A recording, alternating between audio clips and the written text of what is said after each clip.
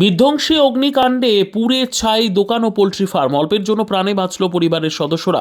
পুরনো শত্রুতার জেরে এই আগুন না শর্ট সার্কিটে আগুন লাগছে তা নিয়ে প্রশ্ন উঠতে শুরু করেছে। বৃহস্পতিবার ভোরে ঘটনাটি ঘটেছে উত্তর দিনাজপুর জেলার চোপড়া থানার লালুগঞ্জ এলাকায়। জানা গিয়েছে, কার্তিক দাস নামে এক ব্যক্তির বাড়িতে অগ্নিকাণ্ডের ঘটনা ঘটে।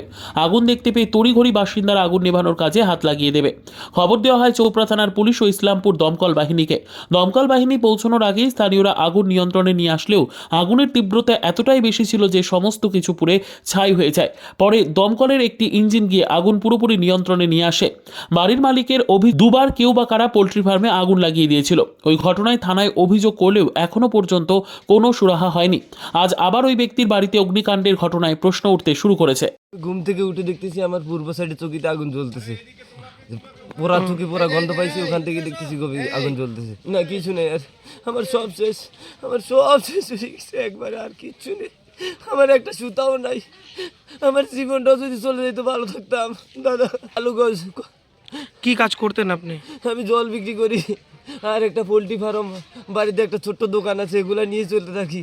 বহুত এখানে তো আমি মিনিমাম 10-15 লাখ টাকা খরচ করছি সব কিছু নিয়ে।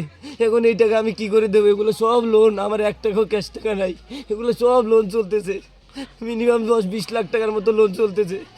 আজকে থেকে কিভাবে লোনের কিস্তি দিব আমি আর জানি না। আমি ওই জন্য বলি, আমি যদি মরে যাই তাহলেও ভালো হয়। ব্যুরো রিপোর্ট, উত্তর বাংলা সংবাদ।